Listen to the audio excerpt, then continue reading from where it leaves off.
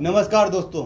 आज हम आपको एक ऐसी पुस्तक के बारे में बताने जा रहे हैं जिसने पूरी दुनिया में तहलका मचा रखा है और खासकर हिंदुस्तान में भी वो जगह जहां पर इन नकली धर्मगुरुओं ने अपने पाखंड का साम्राज्य खड़ा कर रखा है। अज्ञान, अंधविश्वास और पाखंड के किले बना रखे हैं।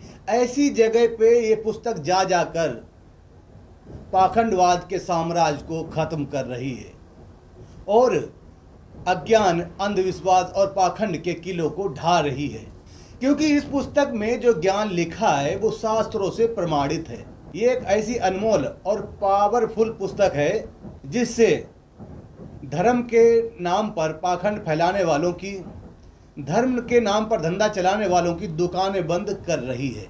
तो ऐसी पुस्तक का विरोध होना स्वाभाविक सी बात है, क्योंकि आपने देखा होगा इस पुस्तक का हिंदुस्तान के अंदर सबसे ज़्यादा विरोध किया जा रहा है। इस पुस्तक में जो ज्ञान दिया हुआ है, इस पुस्तक के माध्यम से जनता समझ रही है और इन नकली धर्मगुरुओं की दुकानें बंद होती नजर आ रही है। इसलिए ये धर्मगुरु और इनके चेले चपाटे इस पुस्तक का विरोध करते हुए आपको मिल जाएंगे। एक जगह नहीं, जगह जगह पर, कभी पंजाब में, कभी एमपी में, कभी उत्तराखंड में, है ना, इस जगह, और कभी अयोध्या वगैरह में देखा होगा आपने, वहाँ पर भी बहुत सारे निकम्मे व्यक्ति आ जाते हैं पुस्तक का विरोध करने। और पुस्तक का विरोध भी कौन लोग कर रहे हैं पता है आपको? वो लोग कर रहे हैं उस पुस्तक का विरोध जिनको शास्त्रों का कै खे का भी ज्ञान नहीं है। ऐसे लोग आ जाते हैं, पुस्तक का प्रचार रोकने की कोशिश करते हैं, भक्तों के साथ मारपीट करते हैं। ऐसे मूर्ख लोगों को जनता अब जल्द ही सबक सिखाने वाली है, क्योंकि जनता शिक्षित है। अब वो लोग जितना ही विरोध करते हैं इस पुस्तक का, उतना ही ज़्यादा इस पुस्तक का प्रचार बढ़ता जा रहा है। लोग जानना चाहते हैं कि आखिर इस पुस्तक में ऐसा लिखा क्या है जिसकी वजह से ये लोग विरोध कर रहे हैं। और जनता शिक्षित है, उस चीज़ को पढ़ती है, समझती है और संत रामपाल जी महाराज की शरण में आ जाती है। वैसे वो काम तो गलत कर रहे हैं, उस ज्ञान को रोकने का प्रयास कर रहे हैं, ये काम तो गलत कर रहे हैं, लेकिन हमारा फायदा हो रहा है। क्यों? क्योंकि जितना वो विरोध करते हैं ना, जनता उतना ही उस चीज़ को अट्रैक्ट करती है, देखती है कि आखिर क्या वजह है जो यहाँ पर मेले में या मार्केट में इन लाल पीले कपड़े वालों ने भगदड़ मचा रखी है, हुड़दंग मचा रखा है। उनका विरोध करते हैं क्योंकि सभी को पता है आरएसएस, बजरंग दल, ये जो है ना निकम्मे गुट है, और इन गुटों के बारे में जनता को सब कुछ पता है। तो जनता अब शिक्षित है, तो अब इनके विरोध करने से भी वो पीछे नहीं हटने वाली जनता अब समझती है वो। चलिए अब हम बढ़ते हैं आगे। जो हम पुस्तक के बारे में बात कर रहे थे, आगे हम उस पुस्तक का नाम भी बताएंगे। एक तरफ ये लोग तो पुस्तक का विरोध कर रहे हैं, जो आपने देखा होगा, कोई बजरंग दल वाला, आरएसएस वाला, बहुत सारे दुनिया भर के दल चल पड़े हैं, और वही लोग विरोध करते हैं जिनको शास्त्रों का ज्ञान नहीं। शास्त्रों का जिनको ज्ञान है वो विरोध नहीं करते हैं, ज्ञान चर्चा करते हैं। एक तरफ तो ये लोग विरोध कर रहे हैं, और वहीं दूसरी तरफ इस पुस्तक को पढ़ पढ़ के लोग नशा छोड़ दे रहे हैं, दहेज मुक्त शादियां कर रहे हैं, रिश्वत, भ्रष्टाचार के खिलाफ आवाज़ उठा रहे हैं। और इस पुस्तक को पढ़ पढ़ के हमारे भाई बहन जो आजकल शादियां करते हैं वो बिना दहेज के करते हैं। कोई भी भाई दहेज नहीं मांगता, दहेज मांगना ही छोड़ दिया, और शास्त्र विरुद्ध साधना अर्थात पाखंड करना बिल्कुल भी छोड़ दिया है। एक बात और हम आपको बताते हैं कि इस पुस्तक को पढ़कर लाखों लोगों के घरों में जो भूत प्रेत बाधाएं थीं या जो शारीरिक समस्याएं थीं, वो सब ठीक हो जाती हैं, सब खत्म हो जाती हैं। वो इस पुस्तक को पढ़कर लाखों लोगों के जो उजड़े हुए घर थे वो बस गए, क्योंकि घर में पति नशा करता था, बच्चों को मारता, धन की हानि है, शरीर की हानि। आज उन सभी लोगों ने, जो संत रामपाल जी महाराज जी का अनुयायी हो जाता है, वो नशा करना छोड़ देता है। तो जो नशे में हमारा पैसा बर्बाद हो रहा था, जो बीमारियां हमारे शरीर में लगती, उससे जो पैसा बर्बाद होने वाला था, वो सारा पैसा बचता है, और परिवार में मिलजुल कर रहते हैं। तो इस पुस्तक की वजह से लाखों लोगों के घर भी बस गए हैं। और इस पुस्तक को पढ़ने के बाद बड़ी से बड़ी बीमारी, चाहे किडनी हो, कैंसर हो, और चाहे टीबी हो, चाहे एड्स हो, ऐसी बड़ी भयानक बीमारी जो है उनसे भी उनको राहत मिल रही है।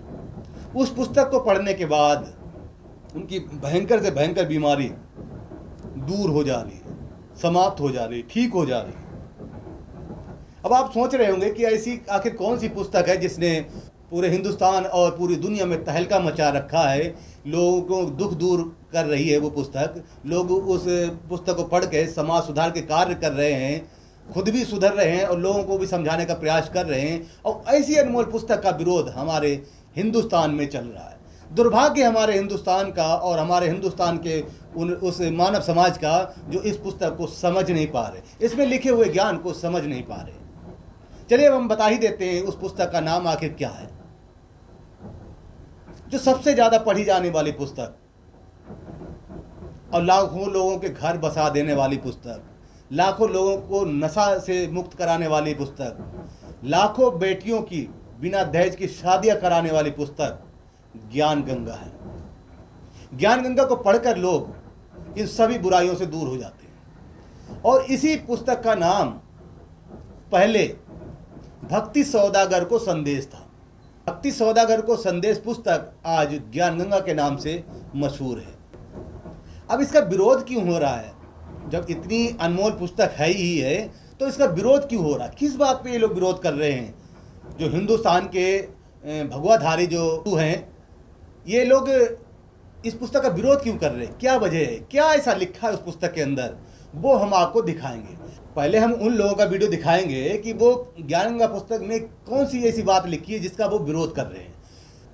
और हम आपको बता दें, ये जो पुस्तक ज्ञान गंगा है, इसको लिखने वाले महापुरुष जो सभी को सच्चा ज्ञान दे रहे, वो संत रामपाल जी महाराज हैं, जिनको जगत गुरु, तत्वदर्शी संत और दुनिया का मुक्तिदाता भी कहा जाता है। और फिर हम आपको बताना चाहते हैं कि ज्ञान गंगा पुस्तक में जो भी चीज़ लिखी है ना, सारी चीज़ प्रमाणित लिखी है, वो हमारे शास्त्रों में लिखी है। संत रामपाल जी महाराज की ये अनमोल जो पुस्तक है, इसमें संत रामपाल जी महाराज ने कोई भी चीज़ गलत नहीं लिख रखी है। चलिए पहले इन चिंटुओं की वीडियो देखिए कि किस चीज़ का विरोध कर रहे हैं, उसके बाद हम प्रमाण के साथ दिखाएंगे कि जिस चीज़ का वो विरोध कर रहे हैं, जो बात उसमें लिखी हुई है ज्ञान गंगा में, जिसका वो विरोध कर रहे हैं, वो हमारे शास्त्रों में भी लिखा हुआ है, हमारे पुराणों में भी लिखा हुआ है। हम आपको प्रमाण के साथ दिखाएंगे। बने रहिए हमारे साथ वीडियो के अंत तक। और हाँ, हमारे चैनल की अगर वीडियो आपको अच्छी लगती है ना, तो चैनल को सब्सक्राइब जरूर कर दिया कीजिए और वीडियो को लाइक, शेयर और कमेंट जरूर किया कीजिए आपको कैसी वीडियो लगी। चलिए बढ़ते हैं अपने टॉपिक पे और दिखाते हैं उन चिंटुओं के वीडियो जो हमारी पुस्तक ज्ञान गंगा है, इसका जो विरोध कर रहे हैं। आपको विश्वास नहीं होगा, पढ़े लिखे इस दौर में कुछ ऐसे निठल्ले लोग भी हैं जिनको कुछ भी ज्ञान नहीं है, फिर भी वो अपने आप को चतुर, चंट और चालाक समझते हैं। ठीक इसी श्रेणी में आता है ये तथाकथित सनातनी रक्षक हिमांशु जोशी, जिसको संत रामपाल जी महाराज के बारे में ABCD का भी ज्ञान नहीं है, लेकिन इसको बौखलाना बड़े अच्छे तरीके से आता है। अभी भी हम लोग नहीं जागे, इसका विरोध नहीं किया तो समझिए बहुत बड़ी एक आबादी जो है सनातन धर्म से दुष्प्रचार की तरफ जा रही है। वैसे तो इसने धर्म और संस्कृति की रक्षा के लिए एक संघ बनाया है, लेकिन वास्तव में इसे धर्म का ही ज्ञान नहीं है। तो आइए इसको ज्ञान कराते हैं धर्म का आज की इस वीडियो में। दोस्तों पहले तो इसकी मानसिकता को समझते हैं कि ये संत रामपाल जी महाराज के नाम से इतना बौखलाया क्यों है और किस कारण ये विरोध कर रहा है संत रामपाल जी का। जवाब है सच्चाई हजम ना कर पाना। जो भी कथाएं या फिर जो भी बातें इस पुस्तक ज्ञान गंगा में लिखी हैं, वो सारी की सारी बातें पवित्र सदग्रंथों से ली गई हैं, लेकिन पढ़े लिखे होने के बावजूद ये व्यक्ति अनपढ़ों वाला काम कर रहा है, क्योंकि जिस धर्म और संस्कृति को ये बचाने जा रहा है उसके सदग्रंथों को इसने खोल कर तक नहीं देखा कि वास्तव में हमारे वेद, पुराण और गीता में लिखा क्या है। अब आपको जो चीज दिखाऊंगा, जिसके लिए अगर आपका खून नहीं खोला आप सनातनी होने के बावजूद, तो आपका जीना बेकार है। इस काल ब्रह्म के लोक में यह बुराई प्रारंभ से ही है। यहाँ काल के लोक में श्री विष्णु जी ने जालंधर राक्षस की पतिव्रता पत्नी तुलसी के साथ धोखा करके, देखिए विष्णु भगवान के बारे में क्या लिखा हुआ है, उसके साथ क्या किया, ये चीजें इसके ज्ञान गंगा किताब में लिखी हैं, जिसका विरोध चल रहा है। तो इससे भी स्पष्ट होता है कि इस पढ़े लिखे अनपढ़ ने कभी सदग्रंथों को खोलकर ही नहीं देखा। आइए इसको दिखाते हैं विष्णु जी और तुलसी माता का ये सच हमारे पुराणों से ही। देखिए देवी भागवत महापुराण जो कि संक्षिप्त वाली है, इसके 9वां स्कंद में यहाँ पर शंख चूड़ी वेशधारी श्री हरि द्वारा तुलसी का पतिव्रता भंग, इस नाम से है यह अध्याय 22 से 23। यहाँ पर नारद जी और भगवान नारायण यानी विष्णु जी की बात चल रही है। यहाँ पर जैसे कि नारद जी ने पूछा कि नारायण ने कौन सा रूप धारण करके तुलसी से हास विलास किया था, यह प्रसंग मुझे बतलाने की कृपा करें। यहाँ पर भगवान नारायण कहते हैं कि नारद भगवान श्री हरि देवताओं का कार्य साधन करने के लिए सदा तत्पर रहते हैं। उन्होंने वैष्णवी माया फैलाकर शंख चूर्ण से कवच ले लिया, फिर शंख चूर्ण का ही रूप धारण करके वे साध्वी तुलसी के घर पहुंचे, क्योंकि शंख चूर्ण के निधन में तुलसी के इस शरीर के पतिव्रता का भंग ही एकमात्र साधन था। तुलसी ने पति को युद्ध से आए देखकर उत्सव मनाया और महान हर्ष भरे हृदय से स्वागत किया। फिर दोनों में युद्ध संबंधी चर्चा हुई। तदंतर शंख चूर्ण के वेश में जगत प्रभु यानी भगवान श्री हरि सो गए। नारद उस समय तुलसी के साथ उन्होंने सुचारू रूप से हास विलास किया। पूर्व समागम के अवसर पर साध्वी तुलसी जितना आकर्षित थी, हास विलास के अनंतर वह स्थिति नहीं रही। अंततः उन्हें सम्यक प्रकार से तर्क करके पूछा। तुलसी ने कहा, मायावेश बताओ तो तुम कौन हो? तुमने कपट पूर्वक मेरा सतीत्व नष्ट कर दिया, मैं सती नहीं रह सकी, इसलिए अब मैं तुम्हें श्राप दे रही हूँ। तो दोस्तों देवी भागवत महापुराण के इस प्रकरण से स्पष्ट होता है कि संतरामपाल जी ने जो बातें ज्ञान गंगा में लिखी हैं वो एक्यूरेट हैं यानी सही हैं, और ये कथा पूरी की पूरी हमारी श्रीमद् देवी भागवत महापुराण में लिखी है। लेकिन इस दुर्बुद्धि का काम केवल बकवास करना है, और साथ में दोस्तों इनके नकली और पाखंडी गुरुओं की भी पोल खुल जाती है कि उन्होंने इसको कभी सदग्रंथ खोलकर तक नहीं दिखाया, जिसके कारण इस जैसे चिलगोजे बिना किसी सच का पता किए बौखला उठते हैं और बिना बात का विरोध करना शुरू कर देते हैं।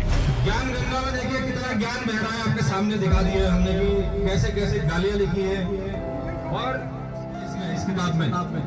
पर आपके पास क्या प्रमाण है कि इस ग्रंथ में चीज लिखा हुआ है कि ऐसा किया? ये रामपाल को बता के गए थे क्या? अच्छा रिमिक्स आइटम है ये। जबकि दोस्तों संतरामपाल जी महाराज केवल प्रमाणित बातें ही बोलते हैं। जो भी बात संतरामपाल जी ने अपनी किताबों में लिखा है वो सारी की सारी प्रमाणित हैं, और वो भी हमारे सनातन धर्म के सदग्रंथों से ही। ठीक इसी के जैसे पहले भी शिवांश नारायण द्विवेदी जैसे लोग आए थे। सीता माता के रूप में दुर्गा जी माँ संभोग करने गई थी राम के साथ, यह लिखा है इन्होंने। ऐसा नहीं लिखा। लेकिन जब कानून के दायरे में इसको सच दिखाया गया हमारे पुराणों से ही, तो अपने आप चुप बैठ गया। अब आइए आपको भी दिखाते हैं पार्वती जी, शिव जी और रामचंद्र जी का यह पूरा प्रकरण आनंद रामायण से, जिसको हिंदू धर्म के लोग कहीं न कहीं स्वीकार करते हैं। यह है आनंद रामायण का सार कांडम सर्ग 7 में। देखिए यहाँ पर शंकर जी और पार्वती जी की वार्ता चल रही है। यहाँ पर शंकर जी बोले कि इसी बीच हे देवी पार्वती, तुमने मुझसे प्रश्न किया था कि हे प्रभु, आप नित्य प्रति जिन राम का नाम जपा करते थे, वही राम स्त्री के विरह में मूड की तरह वन में मारे मारे फिर रहे हैं। तुम्हारा यह वचन सुनकर मैंने तुमसे कहा, यानी शिव जी बोल रहे हैं पार्वती जी को, कि हे देवी, यह साक्षात विष्णु है जो राम भगवान के रूप में पृथ्वी मंडल पर लोगों को शिक्षा देने के लिए गए थे। अब आगे चलिए अगले पेज पर देखते हैं। यहाँ पर कह रहे हैं शिव जी, मेरे उस उत्तर को सुनकर कि राम जो है विष्णु जी के अवतार हैं, ये बात सुनकर तुम उनकी परीक्षा लेने को उद्धत हो गई। उस समय तुम सीता का रूप बनाकर श्री राम के पास गई और उनसे कहा, हे कमल सदृश नेत्रों वाले राम, अपने सामने खड़ी मुझ जानकी को देखो, आओ मेरे साथ इस वन में क्रीड़ा करके सुख प्राप्त करो। तुम्हारे कथन को सुनकर राम हंसे और कहा, मैं जानता हूँ कि तुम कौन हो, व्यर्थ सीता का रूप धारण करके मुझे क्यों मोहित करती हो। इस प्रकार जब राम ने बारंबार कहा, तब तुमने मेरे कहने के अनुसार राम का वास्तविक स्वरूप पहचान और उनकी पुनः पुनः प्रार्थना करके क्षमा मांगी। तदंतर तुम रमणीक कैलाश पर्वत के शिखर पर मेरे पास लौट आई। यह सुनकर तुम लज्जित हुई। तो दोस्तों आनंद रामायण के ही इस प्रमाण से स्पष्ट होता है कि पार्वती जी किस प्रकार राम की परीक्षा लेने गई थी और उन्होंने किस शब्द का इस्तेमाल किया था। तो संत रामपाल जी ने वहाँ पर इन शब्दों का इस्तेमाल भी नहीं किया, वहाँ पर संतोष लिख दिया, लेकिन ये मूर्ख भी ऐसे ही उल्टे पुल्टे अर्थ लगाने लगा था, तो उसका भी पूरा और प्रमाणित जवाब दिया गया था। यदि आपको फिर भी विश्वास नहीं हो रहा हमारे भगवानों द्वारा कही इन बातों पर, तो आओ आपको और भी प्रमाण दिखाते हैं ब्रह्म वैवर्त पुराण से। यहाँ पर दोस्तों ब्रह्म वैवर्त पुराण श्री कृष्ण जन्म खंडन में है, 6वां अध्याय। यहाँ पर संक्षिप्त में देखिए, कृष्ण जी कह रहे हैं कि पूर्व काल में पार्वती को शंकर ने आज्ञा दी थी कि हे कांते, तुम श्वेत द्वीप निवासी विष्णु से आलिंगित हो जाओ, इसमें तुमको कोई दोष नहीं लगेगा, यह मेरी आज्ञा है। यानी यहाँ पर शिव जी ने विष्णु जी से आलिंगित होने के लिए पार्वती जी को आज्ञा दी थी। ये बात कृष्ण जी कह रहे हैं ब्रह्म वैवर्त पुराण में। इसका पूरा डिटेल में यदि पढ़ना है तो आओ आगे दिखाते हैं आपको। यहाँ पर श्री भगवान कहते हैं कि श्वेत द्वीप से विष्णु भी शंकर के यहाँ इसी निमित्त से गए थे कि उन संबंधी इस समय सुख पूर्वक विष्णु जी का यह त्रिलोक मोहक रूप देखा। किसने? पार्वती जी ने। यहाँ पर उस समय प्रवंदना पार्वती ने विष्णु को देखकर अपने आंचल से अपना मुख ढक लिया, वे लज्जित सी हो गई। सती पार्वती अपना मुखाच्छादन करके बारंबार विष्णु के मनोहर रूप का दर्शन निर्मेष स्थिति में करने लगी। सती पार्वती विष्णु के इस परम अद्भुत रूप का दर्शन कटाक्ष से करती तथा मुस्कुराती अत्यानंद सागर में निमज्जित सी होकर रोमांचित पुलकित हो उठी। तदंतर अगले क्षण उन्होंने शिव जी की ओर देखा। आगे देखिए, अगले ही क्षण श्याम वर्ण विष्णु को देखकर चिंतन किया, यह विचार करके कि वे विष्णु माया के कारण काम भावना युक्त हो गई। आगे लिखा है कि मेरे ही अंश से ये त्रिदेव ब्रह्मा विष्णु महेश आविर्भूत हैं। यह देखकर पार्वती का शरीर रोमांचित हो गया। दुर्गा यानी पार्वती का अभिप्राय जान गए। तब स्वयं शिव जी ने दुर्गा को निर्जन स्थान में बुलाकर शंकर जी ने कहा कि हे शैल कन्या पार्वती, तुम मेरा एक निवेदन श्रवण करो, इन परमात्मा हरि को तुम अपना आलिंगन प्रदान करो। फिर आगे आप और पढ़ सकते हैं क्या क्या हुआ आगे। तो यहाँ से देवताओं की स्थिति भी समझ सकते हैं कि जिनको हम पूर्ण परमात्मा मान बैठे थे, मोक्षदायक परमात्मा मान बैठे थे, उन्होंने क्या क्या किया था। ये स्पष्ट रूप से लिखा है हमारे पुराणों में। और यही बात संत रामपाल जी ने यदि हमारे समक्ष रख दी तो फिर क्या गलत कर दिया। और हाँ, हमारा उद्देश्य आपकी धार्मिक भावनाओं को भड़काना बिल्कुल भी नहीं है। हमारा उद्देश्य सिर्फ और सिर्फ आपको सच्चाई बताना है कि हम जिनको पाने के लिए हमारा सर्वस्व जीवन न्यौछावर कर बैठे थे, वास्तव में उनकी क्या कारतूतें थी, मतलब वो किस प्रकार के भगवान थे, और क्या सच में ये देवता हमको मोक्ष भी प्रदान कर सकते हैं जबकि खुद ही कर्म बंधन में बंधे हैं। और ये बात हम ऐसे ही नहीं कह रहे हैं, पूरा की पूरा प्रमाण दिखाया है संत रामपाल जी ने इसी देवी भागवत महापुराण से। जैसे कि देवी भागवत महापुराण में यहाँ पर लिखा है ब्रह्मा विष्णु महेश स्वयं को नाशवान बता रहे हैं। और इसी देवी भागवत महापुराण में आगे ब्रह्मा जी, विष्णु जी और शिव जी की आयु भी बताई गई है। तो यहाँ से स्पष्ट होता है कि ये देवता जो है नाशवान है, ना कि अविनाशी। और साथ में इससे स्पष्ट होता है कि इनसे भी ऊपर कोई और परमात्मा है जिनके बारे में देवी दुर्गा जी कहती हैं कि वह सदाशिव हैं, पर ब्रह्म है। तो उन्हीं पर ब्रह्म और सदाशिव की जानकारी यथार्थ रूप से सिर्फ और सिर्फ संत रामपाल जी महाराज बताते हैं। और साथ में उस पूर्ण परमात्मा की जानकारी भी संत रामपाल जी ही देते हैं, ना कि आपके नकली पाखंडी गुरुओं ने बताई है। और हाँ हिमांशु भाई, अब ये मत समझ लेना कि संत रामपाल जी देखो हमारे देवी देवताओं का अपमान कर रहे हैं, उनका अनादर कर रहे हैं, जबकि संत रामपाल जी ने सिर्फ और सिर्फ सच्चाई बताई है। और संत रामपाल जी कहते हैं कि ये सभी देवी देवता फिर भी हमारे लिए आदरणीय हैं, क्योंकि ये इस लोक के यानी स्वर्ग पृथ्वी पाताल, इस लोक के ये कर्ता धर्ता हैं, क्योंकि हमको जो सुख मिलता है वो ये देवी देवता ही देते हैं। संत रामपाल जी प्रथम मंत्र में इन्हीं देवी देवताओं के मंत्र प्रदान करते हैं, जिसके कारण ये देवी देवता हमको लाभ प्रदान करते हैं, हर एक समस्या दूर करते हैं ये देवी देवता ही, क्योंकि इनका कर्तव्य है, इनकी ड्यूटी है कि ये हमको किस्मत पर यानी कर्म के आधार पर फल देते ही देते हैं। और साथ में संत रामपाल जी ने प्रमाणित करके बताया है कि ये देवी देवता जो हैं प्रारब्ध के कर्म यानी हमारे जो पिछले पाप कर्म हैं, जो बुरे कर्म हैं, उनको टाल नहीं सकते। हाँ कुछ फेर बदल कर सकते हैं, लेकिन उनको नष्ट नहीं कर सकते। जैसे कि अभी आपने देखा होगा, मैंने अभिषेक भाई की एक वीडियो आपको दिखाई है, उसमें ज्ञानगंगा में जिस चीज को लेकर विरोध किया जा रहा है ज्ञानगंगा का, उसी चीज का हमारे पुराणों में जिक्र है। अभिषेक भाई ने पुराणों से उन चीजों को क्लियर कर दिया है, दिखा दिए सारे ही प्रमाण। अब हम समझते हैं कि शायद ही कोई अज्ञानी व्यक्ति होगा जो ज्ञानगंगा का विरोध करेगा, क्योंकि ज्ञानगंगा में लिखी हुई हर एक बात प्रमाणित है और समझदार के लिए सारा काफी होता है।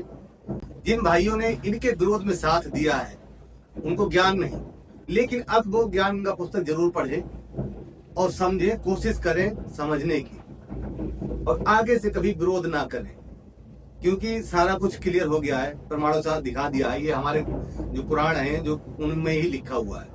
जब पुराण ग्रंथों की चीजें और ज्ञानगंगा में है तो फिर हमें ज्ञानगंगा का विरोध बनता ही नहीं है ना।